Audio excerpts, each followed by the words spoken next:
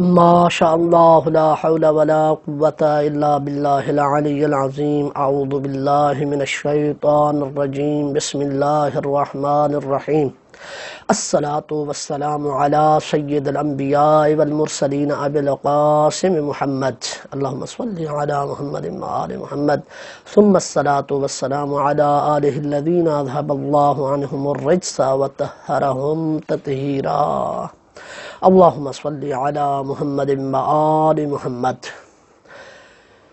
پانچویں فصل ہے اس بارے میں کہ سبق کی ابتدا کب سے کرنی چاہیے اور کتنی مقدار میں درس پڑھنا چاہیے اور ترتیب کیا ہونی چاہیے۔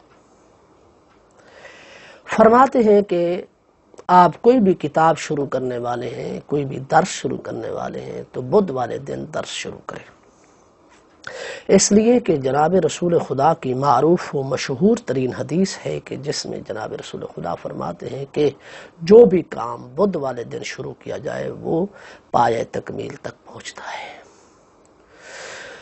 بلکہ فرماتے ہیں کہ ہر اچھا کام، مکان بنانا ہے، سفر پہ جانا ہے، عقد زواج ہے، کوئی اور کام جو بھی آپ کرنا چاہتے ہیں اس دنیا میں، کوئی کاروبار کرنا چاہتے ہیں، فرماتے ہیں کہ ہر نیک کام، ہر اچھا کام جو ہے وہ بدھ والے دن کرنا چاہیے۔ کہا اس لیے کہ بدھ والے دن کو یہ فضیلت حاصل ہے کہ اللہ سبحانہ وتعالی نے اس دن میں نور کو خلق کیا ہے، اور یہ دن مومنین کے لیے بابرکت دن ہے اور کافروں کے لیے نحس کا دن ہے۔ تو بدھ والے دن کو کہ جو بابرکت دن ہے، جو بھی کام شروع کریں گے اللہ سبحانہ وتعالی اس میں برکت عطا کرے گا اور وہ کام مکمل ہو کر رہے گا۔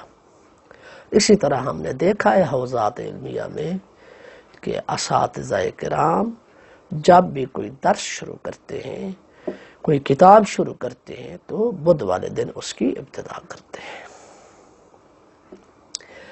اس کے بعد فرماتے ہیں کہ سبق کی مقدار کتنی ہونی چاہیے۔ فرماتے ہیں کہ سبق اتنی مقدار میں ہو کہ جس سے طالب علم اس کو دہرا سکے، اس درس کا مباحثہ کر سکے، اس کا مطالعہ کر سکے، اور نرمی سے، آرام سے، درجہ بدرجہ وہ جو ہے اس کو وہ درس جو ہے وہ یاد کر سکے۔ مثال کے طور پر طالب علم میں اتنی وسعت ہے کہ وہ ایک صفحہ یاد کر سکتا ہے، دہرا سکتا ہے، تو استاد کو چاہیے کہ وہ ایک صفحہ ہی اسے پڑھائے، نہ کہ 4 صفحے اسے پڑھا دے، کیونکہ اگر 4 صفحے اسے پڑھا دیے تو اس کے لیے اس کو دہرانا مشکل ہو جائے گا۔ نتیجہ کیا نکلے گا کہ پھر وہی بات ہوگی، آگا دوڑ پیچھا چوڑ، تو ایسا نہیں کرنا چاہیے۔ علماء فرماتے الدرس حرف والتکرار الف، کہ درس ایک مرتبہ پڑھیں مگر اس کا تکرار، بحث، مباحثہ وغیرہ وہ 1000 مرتبہ جو کرنا پڑے وہ کریں۔ ينبغي أن يكون بداية السبق يوم الاربعاء، طالب علم کو چاہیے کہ وہ سبق کی ابتدا بدھ والے دن کرے، كما قال رسول اللہ صلی اللہ علیہ وآلہ وسلم، جس طرح کہ جناب رسول خدا صلی اللہ علیہ وآلہ وسلم نے فرمایا، ما من شيء بدأ يوم الاربعاء الا وقد، کہ ہر وہ شے کہ جس کی ابتدا بدھ والے دن کی گئی ہو وہ تمام ہو کر رہتا ہے۔ مکان کی ابتدا بدھ والے دن کی ہے تو تمام ہو کر رہے گا، درس کی ابتدا بدھ والے دن کی ہے تمام ہو کر رہے گا، زواج سے زواج سے منسلک ہونے کی ابتدا بدھ والے دن کی ہے تو تمام ہو کر رہے گا، کسی کاروبار کی ابتدا بدھ والے دن کی ہے تو تمام ہو کر رہے گا، وَكُلُّ عَمَلٍ مِّنْ أَعْمَالِ الْخَيْرِ لَا بُدَّ أَنْ يُوقَعَ يَوْمَ الْأَرْبِعَاءِ۔ علماء فرماتے ہیں، صاحب کتاب فرماتے ہیں کہ ہر نیک کام جو بھی آپ کرنا چاہتے ہیں ضروری ہے کہ اسے بدھ والے دن ہی انجام دیا جائے۔ وذالک، وجہ کیا ہے؟ بدھ والے دن کام کرنے میں کیا خصوصیت ہے؟ وذالک، اس کی وجہ یہ خصوصیت یہ ہے کہ لأن یوم الاربعاء یوم خلق اللہ فیہ النور، کیونکہ بدھ والا دن وہ دن ہے کہ جس میں اللہ سبحانہ وتعالی نے نور کو خلق کیا۔ وَهُوَ يَوْمٌ نَحْسٌ فی حق الکفار، اور یہ دن جو ہے نحس دن ہے کفار کے حق میں، اور مبارک ہے مومنین کے حق میں۔ وَهُوَ یوم نحس، یہ پڑھنا بہتر ہے، نحس کا دن ہے فی حق الکفار، کفار کے حق میں۔ فَيَكُونُ مُبَارَكًا لِلْمُؤْمِنِينَ، تو جو نحس کا دن ہو، جو نحوست کا دن ہو کفار کے لیے، وہی دن تو مومنین کے لیے برکت کا دن ہوا کرتا ہے۔ تو لہذا مومنین کے بچوں کو چاہیے، مومنین کو چاہیے، مومنین کے جوانوں کو چاہیے کہ وہ بدھ والے دن ہی اپنے درس و تدریس اور مکان بنانے وغیرہ وغیرہ ہر نیک کام کی بدھ والے دن ہی ابتدا کریں۔ فَأَمَّا قَدْرُ السَّبَقِ فِي الْإِبْتِدَاءِ فَيَنْبَغِي أَنْ يَكُونَ قَدْرَ السَّبَقِ لِلْمُبْتَدِئِ بِقَدْرِ مَا يُمْكِنُ بِالْإِعَادَةِ مَرَّتَيْنِ بِالرِّفْقِ وَالتَّدْرِيجِ۔ رہی بات یہ کہ سبق کی مقدار کتنی ہونی چاہیے ابتدا میں، فرماتے ہیں فَأَمَّا قَدْرُ السَّبَقِ فِي الْإِبْتِدَاءِ، بہرحال ابتدا میں سبق کی مقدار، فَيَنْبَغِي، پس چاہیے طالب علم میں، فَيَنْبَغِي أَنْ يَكُونَ قَدْرُ السَّبَقِ لِلْمُبْتَدِئِ، پس چاہیے کہ سبق کی مقدار، سبق کی مقدار مبتدی کے لیے ہو، بقدر ما، اتنی مقدار سبق کی مبتدی طالب علم کے لیے ہونی چاہیے، یمکن بالاعادۃ مرتین بالرفق والتدریج، کہ جس میں وہ دن میں 2 مرتبہ نرمی سے اور درجہ بدرجہ آسانی سے اس درس کا اعادہ کر سکتا ہو، اتنا ہی استاد کو چاہیے کہ وہ پڑھائے۔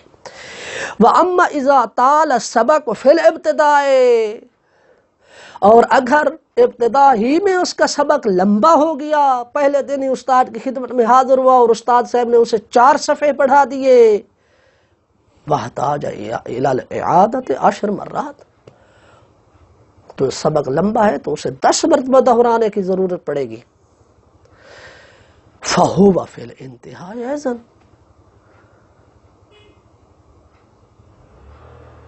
كَذَلِكَ لِأَنَّهُ يَعْتَادُهُ كَذَلِكَ، فرماتے ہیں فَأَمَّا إِذَا طَالَ السَّبَقُ،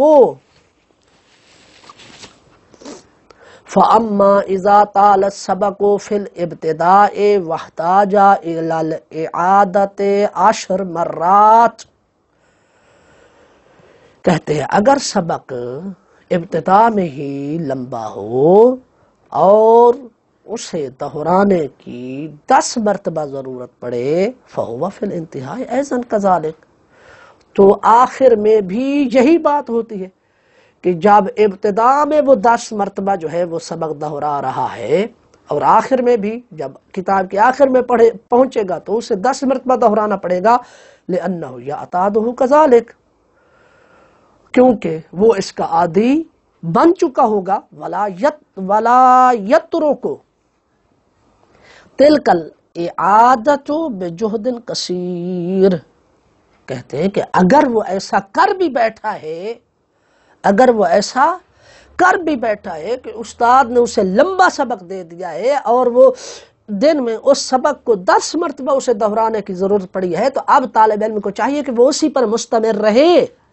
اور اپنے سبق کو اول سے آخر تک اسی 10 مرتبہ دہرانے پر جو ہے وہ مستمر رہے. ولا یترک تلک العادت اور تلک العادت اور وہ اس عادت کو نہ چھوڑے بے جہد کثیر بہت زیادہ کوشش کر کے. یعنی اب وہ اس عادت پر اگر باقی ہو گیا ہے اور اسے بہت زیادہ کوشش کرنی پڑتی ہے تو اب وہ اس عادت کو ترک نہ کرے اور وہ اس عادت پر مستمر رہے انتہائی سخت محنت کرنے کے ساتھ.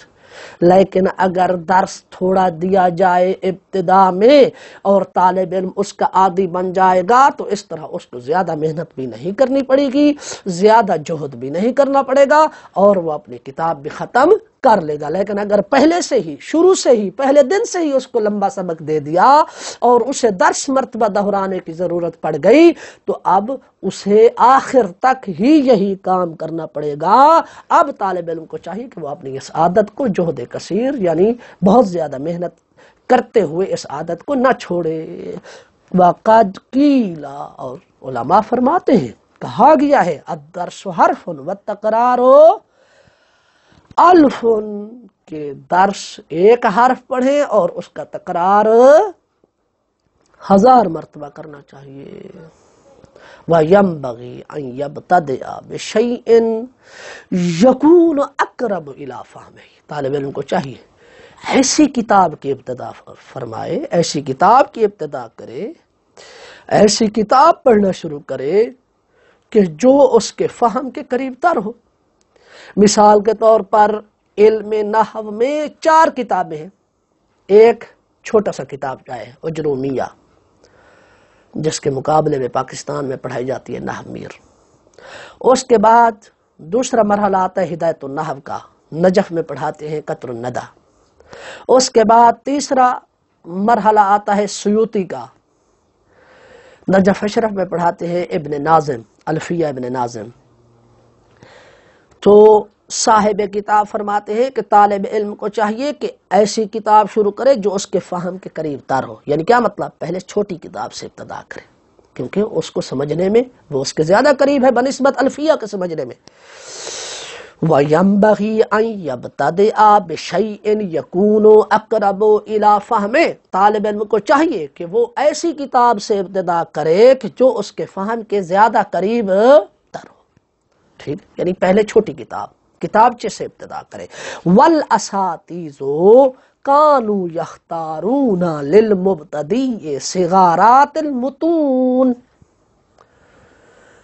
کہ اساتذہ کرام کا یہی طریقہ کار رہا ہے کہ وہ مبتدی طالب علم کے لیے چھوٹے چھوٹے متون والے کتابچے جو ہے وہ اختیار کیا کرتے تھے.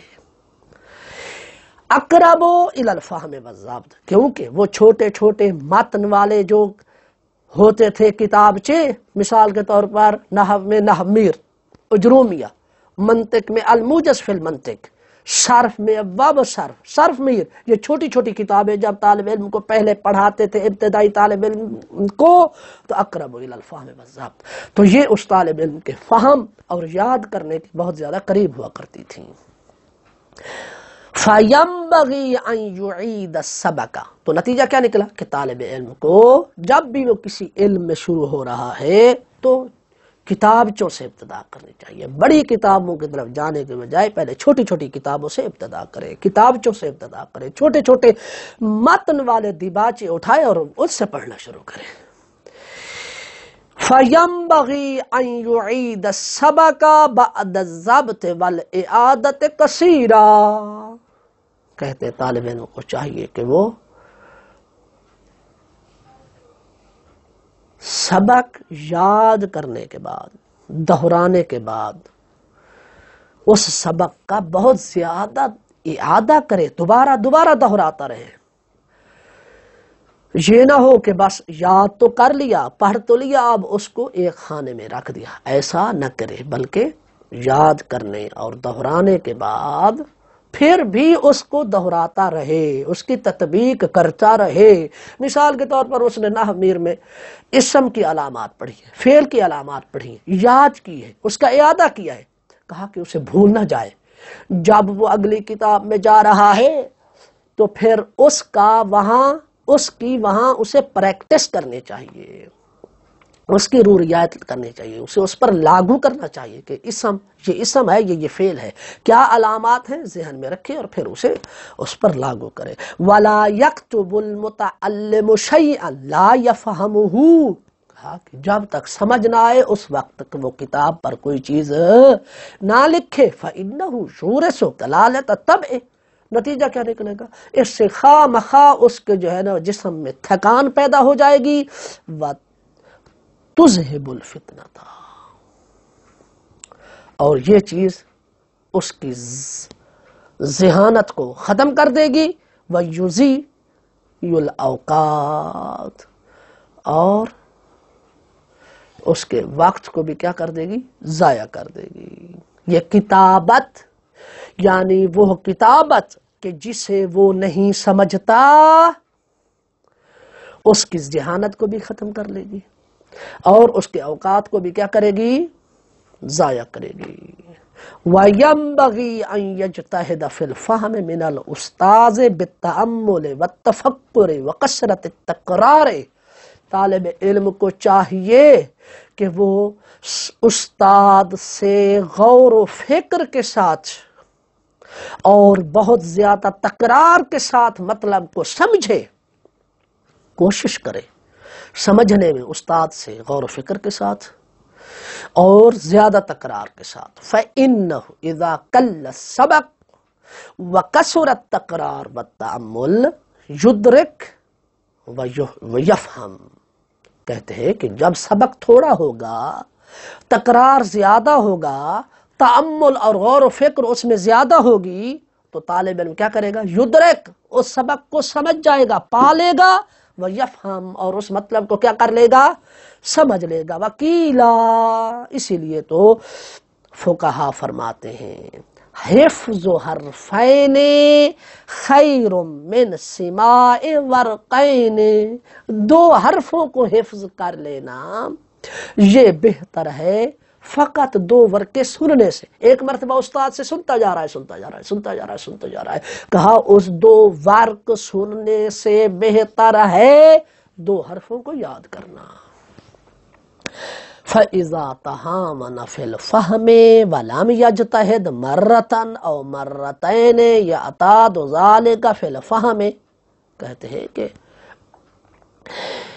جب طالب علم سمجھنے میں سستی کرتا ہے، جب طالب علم نے مطلب سمجھنے میں سستی کی اور اس کو ایک یا دو مرتبہ سمجھنے کی کوشش نہ کی تو نتیجہ کیا نکلے گا؟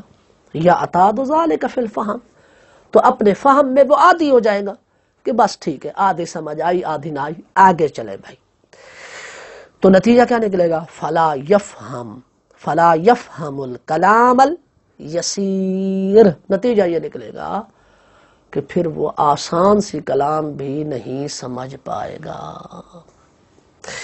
فَيَنبَغِي، جب ایسی بات ہے تو پھر طالب علم کا یہ وظیفہ بنتا ہے کہ اللہ یتہامن فی الفہم، سمجھنے میں کبھی بھی سستی پیدا نہ کرے، کاہلی پیدا نہ کرے، بل یجتہد، کوشش کرے سمجھنے کی، وَيَدْعُ اللَّهَ تَعَالَى وَيَتَضَرَّعُ إِلَيْهِ، اللہ سبحانہ وتعالی کی بارگاہ میں دعا کرے، خدا کو پکارے، وَيَتَضَرَّعُ إِلَيْهِ، اور اسی کی طرف لو لگائے، خشوع و خضوع کے ساتھ خدا سے مانگے کہ میرے اللہ مجھے اس بات کی سمجھ نہیں آ رہی، مجھے یہ مطلب 100/100 آنا چاہیے، 100/100 یہ مطلب مجھے سمجھ میں آنا چاہیے، اس لیے کہ فَإِنَّهُ يُجِيبُ مَن دَعَاهُ وَلَا يُخَيِّبُ مَن رَجَاهُ، کہتے ہیں کہ اللہ سبحانہ وتعالی جو مانگتا ہے اللہ تعالیٰ اس کی دعا، جو دعا مانگتا ہے خدا قبول کرتا ہے، وَلَا يُخَيِّبُ مَن رَجَاهُ، اور جو امید رکھتا ہے اللہ تعالیٰ کبھی بھی امید کے برخلاف نہیں کرتا۔